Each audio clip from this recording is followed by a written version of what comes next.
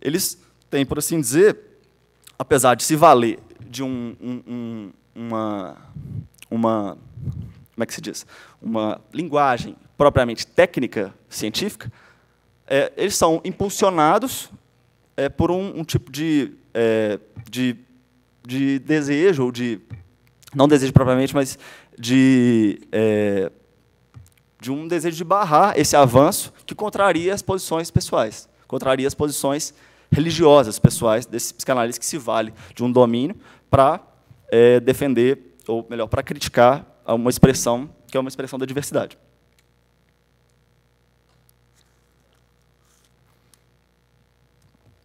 Então, o que eu quero mostrar, e o que a homoparentalidade, no meu modo de ver, tem mostrado, é que cuidado, a capacidade de cuidar de uma criança, de um filho, não está determinado pelo gênero ou pelo sexo do cuidador. Não está determinado na medida em que também não está determinado pelos graus de filiação e de parentesco, e logo de consanguinidade, porque, da mesma forma que famílias heterossexuais, compostas por casais heterossexuais, apresentam problemas dentro do romance familiar, apesar de ser de mostrar-se como uma via facilitada, né, dentro da sociedade, o que os casais homoparentais mostram, por outro lado, é que a capacidade de cuidar ela não pode ser associada diretamente ao gênero do cuidador, uma vez que não é o gênero que determina, por assim dizer, a constituição da criança, né? Às vezes, os argumentos são sempre voltados para um tipo de recurso que eu acho problemático por incorrer a um tipo de visão ideológica, né? Então, num certo sentido, vou ler uma passagem aqui que eu acho que mostra um pouco dessa dimensão, assim, de que maneira as homoparentalidades têm interrogado a produção de saberes, em geral. Os diferentes formatos familiares vêm interrogando os papéis atribuídos naturalmente aos gêneros masculino e feminino no que diz respeito às formas do cuidar. Portanto, de algum modo, esse tensionamento provocado pelas homoparentalidades desnuda um tipo de dominação ideológica que tinha como resultado a manutenção do status quo. Qual é? Pais e mães possuem papéis e responsabilidades definidas no contexto intrafamiliar, cada qual com suas respectivas funções, isto é, uma associação direta entre o gênero e o cuidado, atrelando elementos do cuidado, como atributos naturais daquele, do sexo ou do gênero. Isso, é claro, tende a esconder o processo histórico ideológico que os diluíram. Então, eu acho que toda vez que a psicanálise ela tenta criticar essas concepções, muitas vezes elas se valem, os domínios, as tradições psicanalíticas, elas se valem muito de conceitos que revelam um tipo de dobra ideológica, né, que é o conceito que o Fábio usa muito. Quer dizer, quando você fala que um pai não pode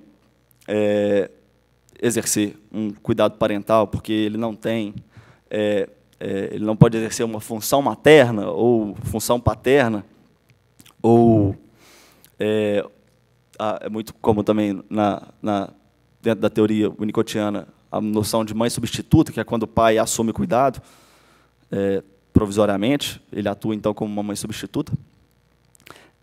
Eu acho problemático nesse sentido, porque por trás desse conceito aparentemente neutro, existe um tipo de atrelamento muito imediato que coloca o cuidado do filho, diretamente em relação com o sexo ou o gênero do cuidador. E, nesse sentido, isso é problemático, porque não consegue captar as nuances do cuidado e o que ele realmente exige, que está muito fora do gênero ou do sexo do cuidador, no meu modo de ver, né? Tem uma outra terminologia também que é importante a gente colocar, que é uma noção que fala de o declínio da paternidade, né? Que nada mais seria do que o declínio das referências simbólicas na nossa sociedade. Eu acho que, se existe um tipo de declínio, eu acho que é o declínio do sistema patriarcal, né? Não, se tem alguma coisa em declínio, eu acho que é o declínio do sistema patriarcal, que coloca, às vezes, a psicanálise numa relação difícil com o domínio sobre o qual ela se debruça, porque ela se vale, muitas vezes, de concepções predominantemente patriarcais e sexistas. Então, eu acho que, para a gente colocar aqui a nossa concepção, o que eu estou querendo defender, que é a pergunta que orientou o meu artigo, que é de que maneira um pai pode, na relação de cuidado com o filho, fazer manifestar nesse filho uma transexualidade. Quer dizer, de que maneira um pai pode, na relação de cuidado, fazer manifestar no filho homem uma transexualidade? Essa é a pergunta que orienta o meu artigo, porque essa pergunta contraria grande parte das teses hegemônicas dentro da psicanálise, que dizem que o cuidado, que a manifestação da transexualidade está condicionada ao cuidado materno.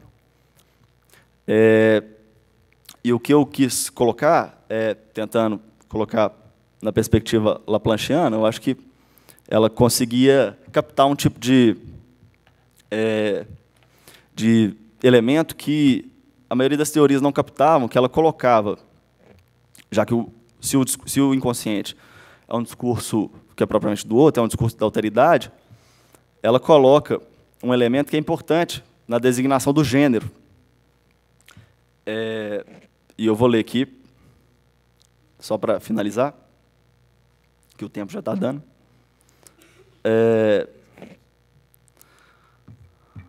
Vale questionar aqui se nascemos meninos ou meninas, ou nos tornamos meninos e meninas. Se pensarmos em termos dos processos identificatórios, vemos que, apesar da anatomia sexual exercer um certo grau de influência no complexo de castração, isto é, na diferenciação dos sexos e na representação psíquica destes, ela, a anatomia do órgão sexual, não determina a assunção de um sexo em detrimento de outro. Vemos que, primeiramente, somos posicionados enquanto homens ou mulheres, que corresponderia, a princípio, à identificação primária.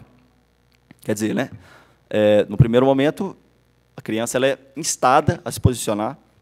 Eu acho que ela é posicionada, né? Acho que é importante colocar de maneira passiva, que é sempre o outro, porque a se posicionar como homem ou mulher. E, no segundo momento, a partir da identificação secundária, a criança ela se identifica propriamente, em graus menores ou maiores, com elementos masculinos ou femininos. É importante frisar que, cada vez mais, temos constatado que os arranjos homossexuados e transexuados têm se mostrado mais como expressões da sexualidade, assim como as soluções heterossexuadas. São mais uma, assim como os heterossexuais. A chave de compreensão para entendermos a maioria dos sujeitos heterossexuais centra-se na noção de via facilitadora, onde, do ponto de vista cultural, temos uma via que facilita o arranjo heterossexuado, que nos permite compreender o alto número de sujeitos que tem como resultado a psicossexuação heterossexual. Então, eu acho que tem eu acho que se a gente tem que pensar num veículo de transmissão do gênero, acho que a gente tem que pensar muito menos no sexo, mas muito mais no psiquismo. Então, devemos pensar, então, num outro veículo de transmissão, o inconsciente, capaz de veicular, através do cuidado, ao lado das mensagens enigmáticas, mensagens que se inscrevem num registro denominado de código de attachment. É um termo próprio da teoria laplanchiana. Uma outra modalidade de mensagem se apresenta à criança a partir de um código social, configurando-se assim como mensagens dos sócios e tendo, na designação do gênero, seu principal veículo. Quer dizer, eu acho que ele desloca, pelo menos a perspectiva laplanchiana, muito mais a constituição do gênero, muito mais para a perspectiva do inconsciente, e muito menos para a perspectiva do gênero e do sexo, por assim dizer, né? De outra forma, seria possível, do ponto de vista teórico, uma solução transexual ante os cuidados de um pai que atribui conscientemente o gênero masculino ao seu filho. Este pode ter desejado uma filha e abrigar em seu inconsciente em seu inconsciente fantasias de penetrá-la, de maneira que o filho, ao se haver com os ruídos inconscientes da fantasmática paterna, possa formar, como resultado, uma solução transexual. Eu acho que, nesse sentido, vale uma reflexão clínica, né, da psicanálise. Assim. Qual que é o objetivo da psicanálise? O que permite a gente compreender essas sexualidades desviantes? Né? É um diagnóstico? Acho que não. Eu acho que, como, para citar uma fala do Freud, eu acho que cabe à psicanálise, eu acho que é uma passagem bonita que revela um lado do Freud assim, que mostra que a psicanálise, cabe a ela revelar os mecanismos psíquicos que culminaram na determinação da escolha de objeto e remontar os caminhos que levam deles até as disposições pulsionais. Então, nesse sentido, parece-nos despropositado compreender uma expressão psicossexual singular, exclusivamente, a partir de um enquadramento diagnóstico. Obrigado.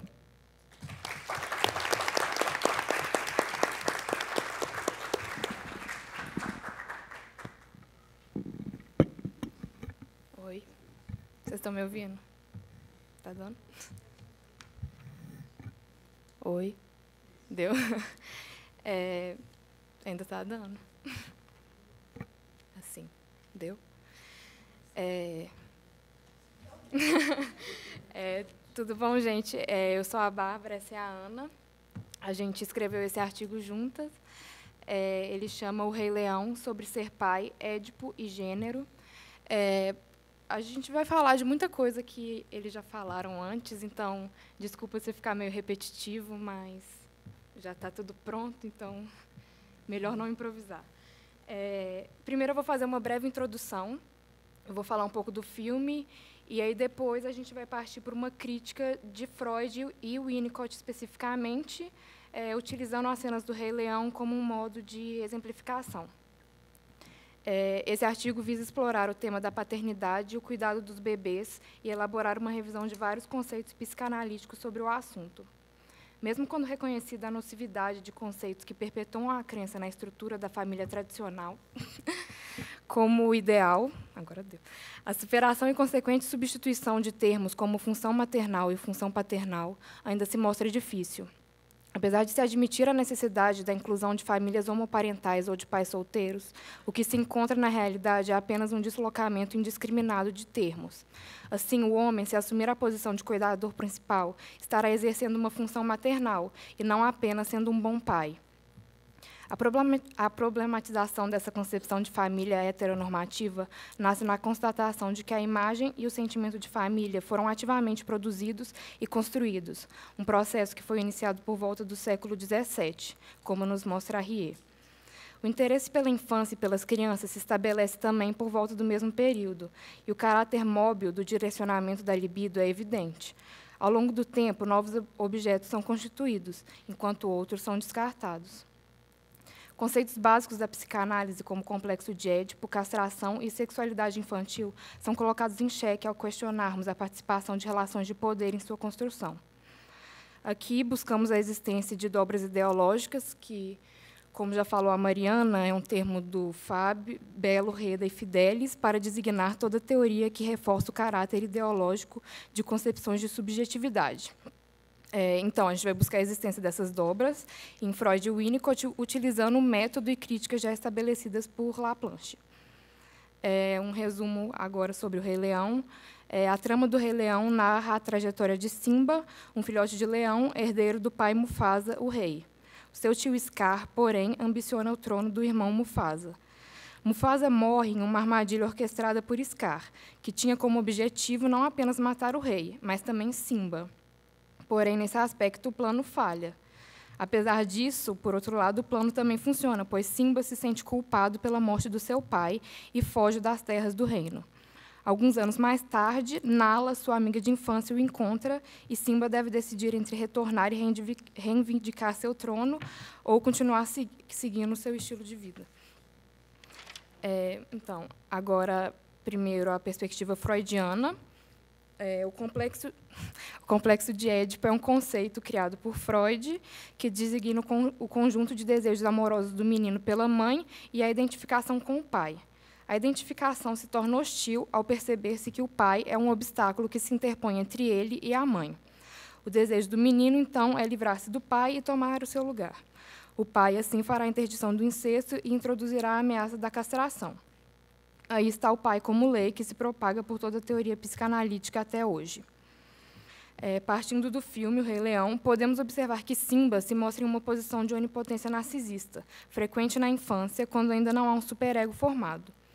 Essa ilusão de onipotência é bem evidenciada pela convicção de Simba de que, quando ele for rei, abre aspas, ele poderá fazer o que quiser, fecha aspas, sem entender que ser rei também envolve limitações e abdicações. Além disso, temos que lembrar que ser rei para Simba também significa ser o próprio pai, Mufasa. Na linha freudiana, o ato de bravura de Simba no cemitério de elefantes refletiria a competição pela mãe e a tentativa de destronar o pai de seu lugar. Para aqueles que não são familiares com o filme, o Mufasa vai apresentar o seu território ao Simba como tudo aquilo que o sol toca e que, no futuro, vai pertencer a ele. Ao ser questionado sobre o que seria o lugar escuro, Mufasa responde que Simba estava proibido de tentar ir até lá. Ao desobedecê-lo e ir até o cemitério, ele é encurralado por hienas e, por fim, salvo por Mufasa.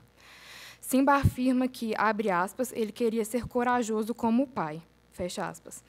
E, ao ser salvo e, na cena seguinte, pisar sobre a marca da pata do pai e perceber que esta é bem maior do que a sua própria, Simba teria percebido quão pequeno era diante do pai. Como pode ser traduzida essa discrepância? Se é comum ao pensamento psicanalítico interpretar essa cena a partir da chave da castração ou da comparação invejosa do falo, preferimos outra via de análise. Começando pela evidência. Simba percebeu a assimetria entre ele e o pai. Mas não há razão para que essa ferida narcísica seja traduzida tão rapidamente em ferida de castração. Há maneiras de se ser ferido narcisicamente que não se submetem à lógica fálico-castrado. Podemos pensar no complexo de castração mais como uma construção narrativa de recalcamento do que uma ameaça real, percebida pela criança. Laplanche nos dá via para pensarmos na angústia ligada à desestruturação da forma, uma ameaça à integridade da forma narcísica como um resultado de abre aspas, afluxo energético demasiado intenso, fecha aspas. Assim, quando falamos de angústia de castração, não estamos falando de uma angústia mais primordial? Simba teria medo da castração ou da perspectiva de uma fragmentação narcísica daquilo que anteriormente havia sido tomado como íntegro? Se, naquele momento, ele investe em si mesmo, é apenas pois, no momento anterior, alguém investiu nele. Citando Laplanche, é preciso que a imagem seja carregada, que seja amada, para que seja defendida. Ou seja, ele foi identificado e investido, enquanto em um estado completamente sem defesas, no qual sequer havia um eu. O retorno a essa passividade original é assustador, e o recalcamento dessa ferida e sua tradução como castração é reconfortante. Não é por acaso que esse recalcamento recai sobre uma via tão facilitada na cultura, as diferenças anatômicas. Então, aqui se pretende pôr em xeque a famosa frase de Freud, a anatomia é o destino. As diferenças anatômicas são facilmente recalcadoras e, então, locais de depósito de muitas mensagens dos adultos à criança. Assim, o que é chamado de castração pode ser teorizado como a nomeação de uma angústia pré-egóica e nominável, que também será tratada em Winnicott, calcada na lógica biologicista. Retornando ao Rei Leão agora, Mufasa, em uma cena posterior, fala para Simba sobre as estrelas dos grandes reis antigos, que estão sempre a vigiá-los. Pensemos no efeito elaborativo que tal metáfora exerce sobre Simba. Segundo Freud, nossa consciência moral não está dentro de nós desde o início. O superego nasce da instância parental. Sua base é o processo de identificação. Simba imita Mufasa, quer assimilá-lo. Um outro personagem, o Rafiki, diz a Simba que Mufasa vive nele após a sua morte. Onde havia assimetria e desamparo, pôde haver identificação e introjeção narcísica. Os ancestrais de Simba no céu podem ser meios de representar a presença da horda primitiva de Freud no crescimento de Simba. Porém, tomamos esse modo de interpretação como ruim, pois ele desarticula a identificação do seu investimento libidinal. Preferimos essa que eu irei apresentar a seguir, por garantir que o superego tem origens determinadas pelas relações amorosas da criança. Comecemos por nos lembrar que Laplanche nos mostra que Freud assinala a ausência quase total de montagens instintuais de medo no ser humano. A prontidão de Freud em nomear um medo de castração é contraditória e se move a favor de uma naturalização forçada de tal angústia. No caso do pequeno Hans, Hans encaminha uma das sessões com seu pai e Freud na direção do apego positivo homossexual ao pai, um caminho que os dois adultos não suportam, tentando reconduzi-lo incessantemente à posição do Édipo direto e positivo. Isso é Laplanche, tá, gente? Assim, propomos a questão: esse repúdio ao sexo oposto é natural ou construído por gerações de pais que não encontravam vias de expressão de seus sentimentos? Tais vias se encontram ainda fechadas e deslegitimadas em nossa cultura homofóbica, que atrela fortemente gênero, orientação sexual e papéis sociais, em que identificações perdidas não são reconhecidas. É uma verdadeira cultura melancólica, e esse é um termo da Butler. Se o homem não pode reconhecer seu amor pelo seu pai, se o pai não pode entrar no jogo da criança, como o Winnicott também frisa, e expressar o seu afeto, então o que ocorre é realmente uma dessexualização da relação pai e filho. Essa relação se torna rígida, instaurando o pai como lei, interditor da relação mãe e filho, o pai como secundário. Insistimos na articulação entre o superego e a identificação libidinal com o pai. A criação do superego está ligada à conclusão do complexo de Édipo, quando a criança renuncia aos investimentos objetais nos pais e as identificações se fortalecem. Voltando ao filme, é notável que o retorno de Simba ao seu reino se dá apenas após o seu encontro com Nala, que o força a lembrar e elaborar a perda de seu pai, e após o seu encontro já mencionado com Rafiki, que o faz ver o seu pai dentro dele mesmo. Apenas após o reconhecimento do que o seu pai significou para ele, é que Simba é capaz de concluir o seu processo edipiano. Por fim, a cena final do filme se iguala à cena inicial, revelando uma narrativa cíclica que nos remete à temática do ciclo da vida do filme. O que se pretende é assinalar que esse ciclo da vida, como visto, não é algo que ocorreu naturalmente, mas que requereu esforços efetivos. Não existe um resultado certo ou natural ao complexo de Édipo. Pelo contrário, a sexualidade polimorfa infantil não tem um destino ou um objeto pré-determinado, e a configuração de uma heterossexualidade não implica um processo mais fácil ou natural que a da homossexualidade. Assim, se a anatomia é destino de alguma coisa, é das mensagens transmitidas pelos adultos às crianças. Agora, a perspectiva winnicottiana para terminar. Em sua teoria do amadurecimento, o Winnicott enfoca principalmente a relação da mãe e seu bebê, tendo o pai pouca participação nessa relação. Nas fases de dependência absoluta e relativa, ele aparece apenas como aquele que sustenta o ambiente ou como interventor na dia de mãe-bebê, mas tem uma representatividade como pessoa para a criança, podendo exercer alguma função de cuidado apenas se for uma mãe substituta. Em O Rei Leão, Mufasa aparece como um bom exemplo do pai concebido por Winnicott. Este é um pai que, apesar de atuar como lei e ser secundário a dia de mãe-bebê, tendo um papel de provedor, também traz mudanças positivas ao conceito de paternidade da época. O pai de Winnicott também deve cuidar e interagir com a criança. Um pai que aceita rivalizar com a criança demonstra respeito pela sua potência. Assim, é essencial que o pai também participe do jogo da criança. No filme, isso pode ser exemplificado pela cena do cemitério, e a que dá sequência a essa, que já foram citadas. Mufasa, ao invés de competir, demonstra uma maturidade e brinca com Simba. De acordo com Winnicott, abre aspas, o menino estabelece um pacto homossexual com o pai, fecha aspas. Esse pacto homossexual entre pai e filho só é possível, pois há algo no pai que atrai o filho. Assim, o Winnicott demonstra compreender que, para a criança, a potência e a introjeção da figura paterna não estão ligadas apenas à força de sua lei, mas também a características de sua atuação no ambiente familiar. Portanto, a figura paterna é importante durante o desenvolvimento, o que se explica pela ideia winnicottiana de que a criança só se torna uma pessoa total pela experiência com um ambiente suficientemente bom. A crítica à sua teoria se dá principalmente pela sua dessexualização feita no cuidado do pai e a perpetuação da mulher como uma ocupante natural de uma posição de passividade e como uma possuidora de um instinto materno que o homem não tem. Além disso, também há a dobra ideológica que confere funções aos cuidadores maternal e paternal como naturais e não sociais. Winnicott desconsidera o caráter libidinal do cuidado. O manejo e o holding deixam marcas na criança e atuam no processo de erotização do bebê, ajudando na criação de seu ego, tanto como forma de proteção como de prazer. Isso sem importar o gênero ou o sexo do cuidador. Nos utilizando da teoria da sedução generalizada de Laplanche, consideramos que existem mensagens enigmáticas relacionadas com os cuidados dispensados pelo adulto à criança, que se apresentaria a ela como um código social, tendo na designação do gênero seu principal meio de transmissão. Portanto, o pai também é um corpo pulsante, que exerce uma sedução sobre o bebê.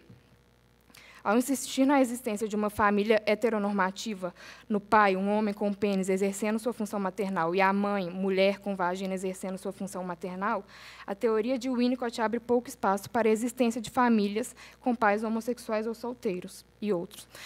Pretendemos trazer à tona a concepção problemática ainda vigente de que a família saudável é aquela composta por um pai e uma mãe, que a criança precisa de um modelo masculino para se tornar um homem, ou feminino para uma mulher. Essa concepção é falha, pois nos leva a crer que, primeiramente, a criança já nasceria com conceitos de gênero e papéis sociais formados, e também que a criação dentro dessa família, entre aspas, normal, levaria naturalmente ao amadurecimento, entre aspas, normal da criança. O pacto homossexual poderia ser definido como nada mais do que um pacto identificatório. No caso dos meninos, essa passividade, e não uma feminilidade, e o desejo de introjetar o cuidador deve ser visto como um processo impossível de ser realizado sem a identificação e o investimento libidinal. Concluindo, nós tomamos como base, como vocês viram, as teorias do Laplanche, principalmente sedução generalizada, identificação passiva e castração como organizador recalcante, e tivemos como intuito desconstruir essa névoa enviesada que encobre o tema da paternidade na psicanálise. Se coloca em questão aqui a possibilidade de uma flexibilização e uma dinamização dos cuidados parentais. O que se defende é a existência apenas do cuidado e o amor com a criança. O Rei Leão é uma dentre incontáveis narrativas que compõem as estruturas do nosso imaginário e do nosso discurso. Como tal, ela pode ser tanto considerada como positiva, no sentido de que o recalque é, sim, necessário e organizador, estruturante do inestruturável, mas também, como todas as narrativas que construímos, deve ser constantemente revisada e reconstruída, a risco de reproduzirmos crenças nocivas e que causam sofrimento. Então, a pretensão aqui não é de se destruir toda a estrutura, mas apenas de fazê-las mais adequadas à diversidade que é encontrada na vida. Obrigada.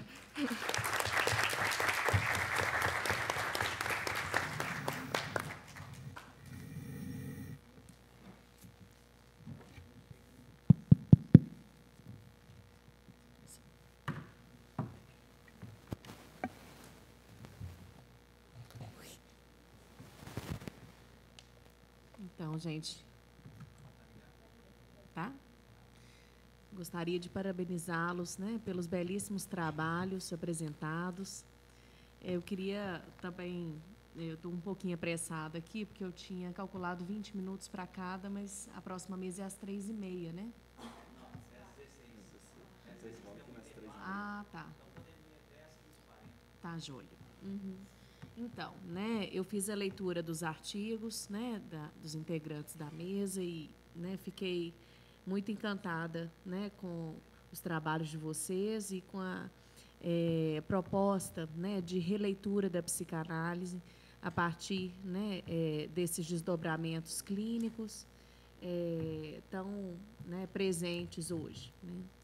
E, a partir da leitura, né, de vocês, eu resolvi fazer a minha contribuição. Eu, inclusive, estou com o trabalho de vocês, fiz alguns apontamentos na escrita, né, posso entregar para vocês em outro momento, mas eu resolvi, assim, como uma proposta para a mesa de hoje, apresentar um pouco do que me suscitou na minha experiência, né, especialmente na minha experiência com clínica de crianças, tá? O que os temas de vocês me fizeram pensar e rever, né, o que tem aparecido para mim, tá? Então, né, os trabalhos apresentados na mesa, eles trazem questões de suma importância para a psicanálise, especialmente diante dos desafios reflexivos e clínicos da contemporaneidade com relação às diversas configurações familiares, ressonâncias das participações dos adultos reais na constituição subjetiva e sintomática, assim como na própria análise.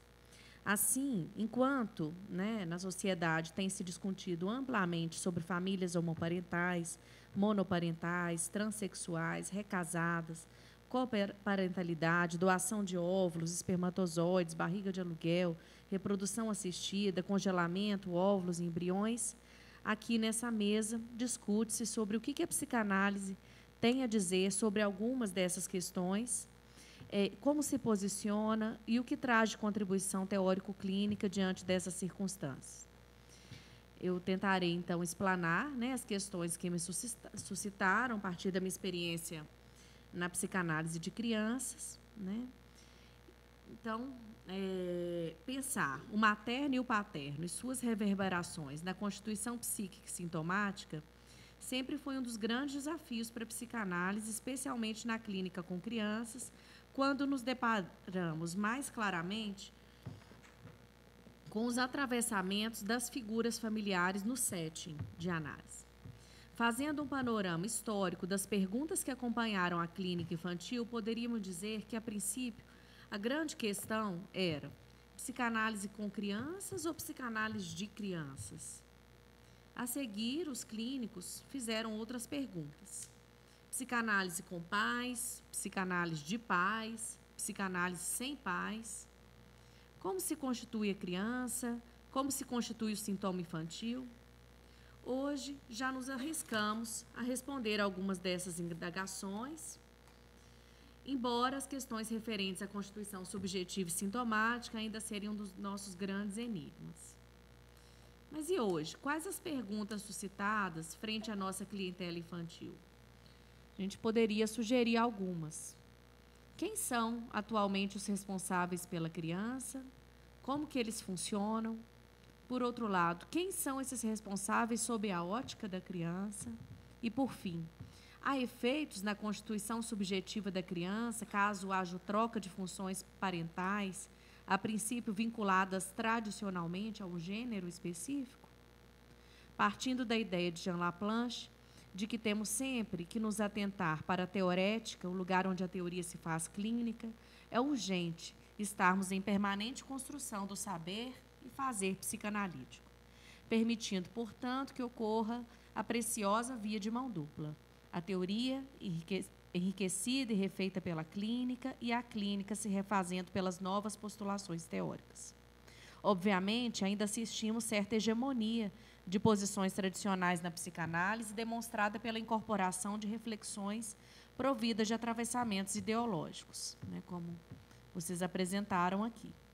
Cabe ressaltar ainda que desconstruir as visões tradicionais muitas vezes tem se constituído como um grande desafio em todos os espaços de formação.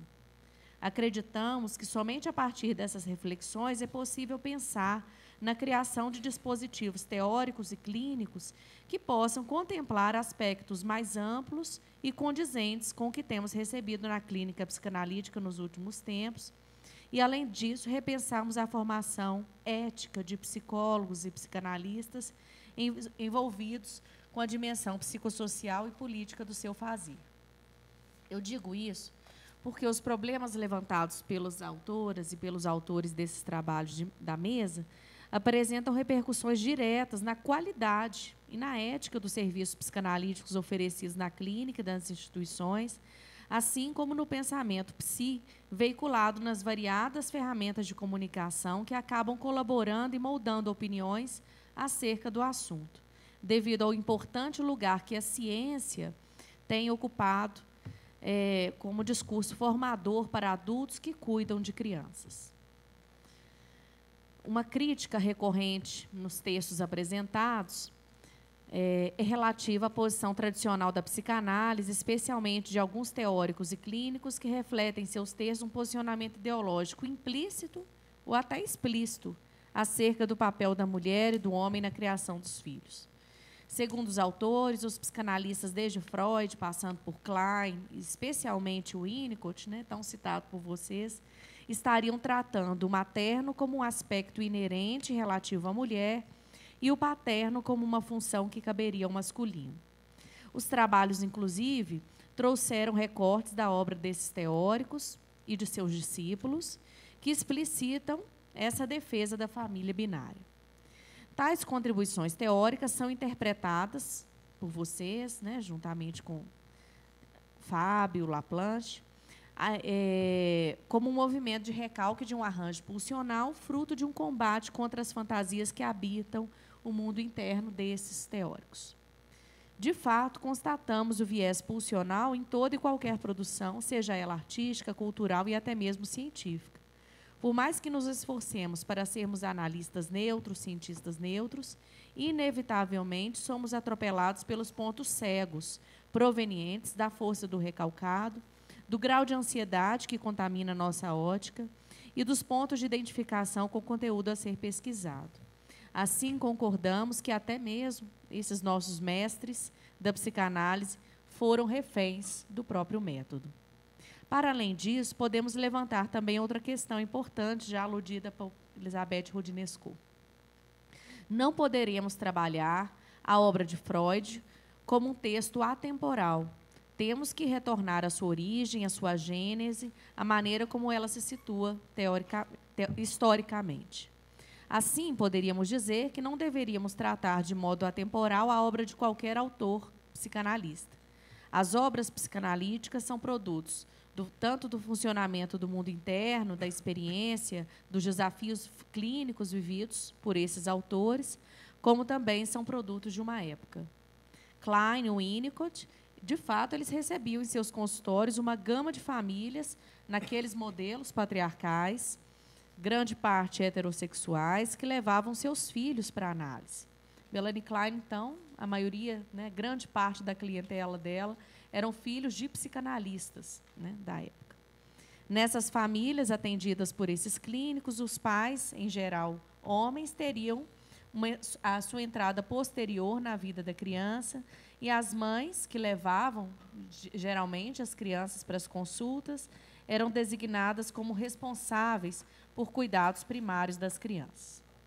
Essa circunstância não impediu Winnicott de afirmar que os cuidados primários poderiam muito bem ser oferecidos pelo pai ou quem quer que pudesse exercer essa função. O autor ainda afirma que quando o pai estivesse numa posição também, né, como vocês citaram, de cuidador da mãe, essa, a meu entender, não seria uma função secundária no sentido de menos importante, mas essencial para a garantia da saúde psíquica da própria criança, que no primeiro momento necessitava de cuidados específicos provenientes de um adulto suficientemente saudável, e a condição dessa saúde implica num adulto também amparado e também cuidado. Dentro desse contexto vieram alguns conceitos que nós conhecemos: função materna, função paterna, seio bom, seio mau, pênis bom, pênis mau, mãe suficientemente boa, mãe devotada comum, preocupação materna primária, entre tantos outros em que a prerrogativa de gênero está muito escancarada. Voltemos nesse momento às nossas questões iniciais. Primeiramente, quem são hoje os responsáveis pela criança? Diferente da época de Freud, Klein, Winnicott, hoje, quem traz as crianças para análise, quem são os responsáveis pelas crianças, são diversos.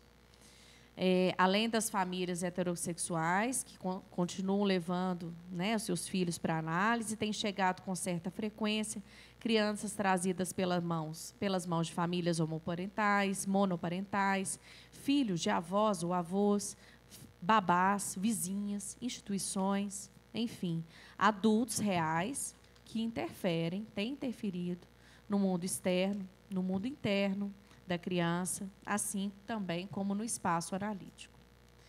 Como essas novas famílias, então, né, que têm chegado na nossa clínica, funcionam? Bom, quero dizer que elas operam conforme os seus recursos, assim como qualquer outra família. Sempre o fez. Fazem holding, handling, manejam o ambiente, se identificam, controlam, amam, odeiam, falham, acertam, seduzem, idealizam, se frustram, se desamparam, relacionam como qualquer ser diante de uma criança em formação. A criança, diante dessa família, se gratifica, se frustra e experiencia as relações sob a sua ótica com os seus recursos. Com Klein, podemos dizer que as experiências das crianças com os adultos reais são tingidas pelas cores decorrentes das suas introjeções e projeções presentes nas relações com seus cuidadores. Deste modo, se nos agarrarmos aos pais reais, quem são, de que gênero são, corremos o risco de perder de vista o que nos parece muito essencial. Esses cuidadores, independente do gênero, raça, credo, conhecimento, posição social, estão facilitando a criança a viver experiências de continuidade? Eles têm a instintualidade suficientemente integrada de forma a se tornarem capazes de exercer continência das ansiedades da criança e auxiliá-la no processo de decodificação das mesmas? Estão reconhecendo e enfrentando a ira e o ódio pela criança sem vingar-se dela ou violentá-la? O Alberto até falou do casal Nardoni, né, que a gente sempre lembra, né? O Winnicott geralmente cita, quando ele fala dessa ira e do ódio, as cantigas de ninar, né, que são todas também veículos de expressão do ódio e da ira, né? A Cuca vai pegar. Estão reconhecendo, enfrentando a ira e o ódio pela criança sem vingar-se dela ou violentá-la? E, por outro lado, como a criança, com seus recursos, está construindo seu mundo interno e sua visão dos adultos que a cercam. O que assistimos na análise de crianças é uma necessidade de reconhecermos cada vez mais o legado kleiniano, puxando sardinha, né, do meu lado, claro, de que a criança atribui significados às suas experiências e, a partir de então, organiza a sua experiência e a sua forma de viver no mundo. Esse argumento nos conduz, finalmente, às fragilidades de concepções deterministas em que se poderia supor que haveria prejuízos na constituição psíquica da criança caso haja troca de funções parentais, a princípio vinculadas tradicionalmente a um gênero específico. A resposta a essa questão, a gente está aqui tentando respondê-la, mas ela já foi muito superada pelas nossas próprias crianças, porque elas não adoecem em função do gênero do cuidador. Elas adoecem em função das provas de realidade que o ambiente lhe traz de suas próprias ansiedades. Sejam elas paranoides ou depressivas, ou da ausência de uma nascente que lhe sustenta. Elas adoecem pela ausência de um olhar que lhe fisga, de um ambiente que possa ser usado, criado, destruído, recriado, e de um aval para que essa criança possa construir os sentidos das suas próprias experiências.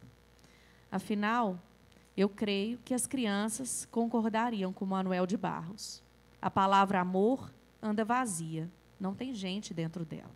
E mais, que a importância de uma coisa não se mede com fita métrica, nem com balança, nem com barômetro. Que a importância de uma coisa há que ser medida pelo encantamento que a coisa produz em nós. Agradeço a oportunidade, né, da leitura dos textos de vocês.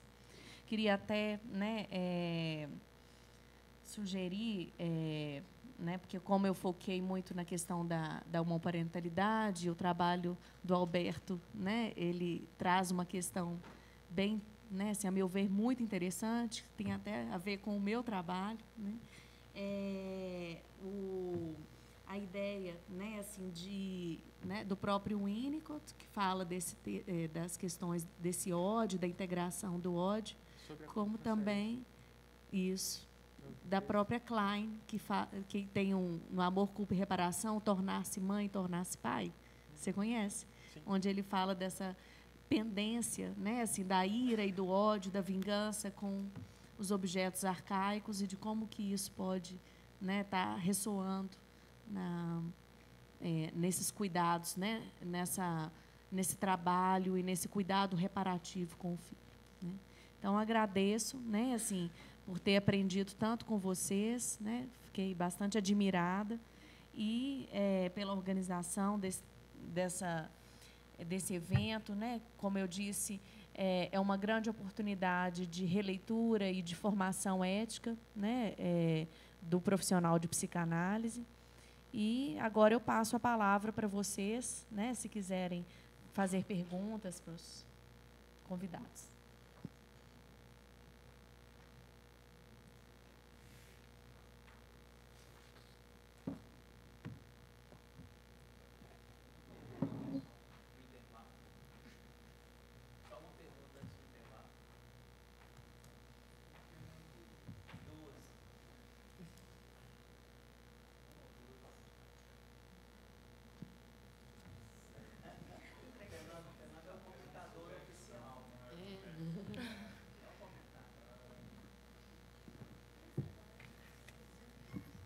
Bom, novamente, parabenizando vocês pela mesa. Eu gostei muito de ter ouvido todos e todas. Eu só lamentei não ver o rosto de Bárbara muito bem, porque a cafeteira estava... Bárbara ou Ana Luísa? Eu, Bárbara. Bárbara, então eu lamentei não ter visto o rosto de Ana Luísa, a cafeteira estava na frente. Mas tudo bem, vez por outra eu via. Perfeito. Obrigado. E eu tenho um comentário basicamente a partir do que eu ouvia, né? Uma das coisas que me parece comum às falas de vocês todos e todas é a clara consciência do descolamento entre a crítica à ideologia, que seria alimentada pela teoria psicanalítica tradicionalmente, e os desdobramentos disso para pensar diferentes famílias. Eu fiquei me perguntando, e aí, enfim, quem quiser pode reagir da melhor forma, se não cabe para a gente pôr em questão não só a relação entre gênero e tarefa, por assim dizer, né, ou cuidado, mas a própria noção de parentalidade, de certo modo. Em que sentido eu me refiro a isso? Como a parentalidade foi muito associada, ou pelo menos a maternidade e a paternidade foram muito associadas aos gêneros, a parentalidade, no final das contas,